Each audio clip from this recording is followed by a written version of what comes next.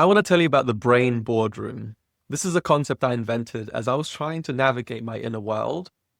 And what it is a way of me understanding all the different stakeholders and all the different voices and needs within my whole system, my body, mind, everything. For a long time, my brain boardroom consisted of a controlling, intense, very like driven CEO brain who would just force everyone to do what he wanted, and nobody had a voice. In fact, I didn't even know there was any other voices. It was just living from my mind with this intensity, and I had to do things.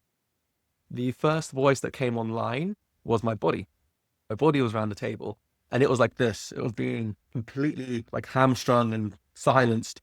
And it was like, oh, I'm tired, I'm exhausted, you need to rest. But nobody was listening. The CEO wasn't listening, the brain wasn't listening. The only thing that the body could do in that circumstance was reach out to the burnout button that was right in front of it. And when it got too much, just press it. And then the whole system would shut down. We would take a forced holiday and pause.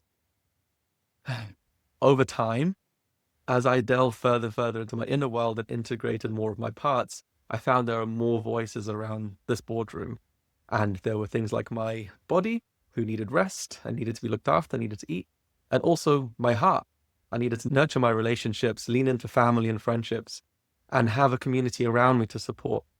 And that just continued on and on and on. And now it's like a whole cruise ship of parts. And the crucial part of this whole thing is that my brain and my system learned to integrate more of me and all of my stakeholders into decision making, dreams, and planning and day to day decisions, such that I wasn't leaving parts of me behind.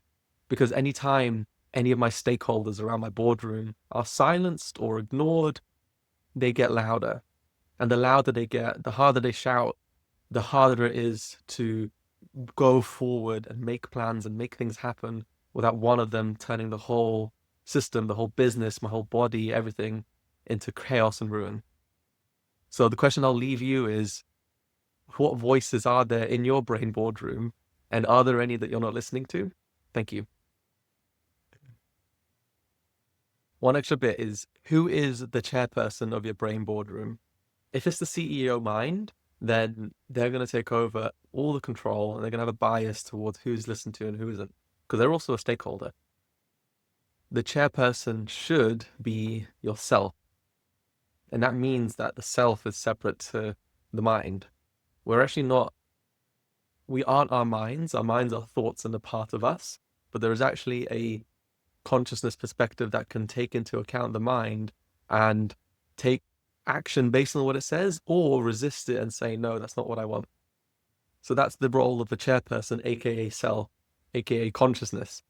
There's a long spiritual and wellness journey to separate yourself from your mind or separate yourself from other parts of yourself. That's a topic for another day. But is the chairperson of the boardroom your mind or is it yourself?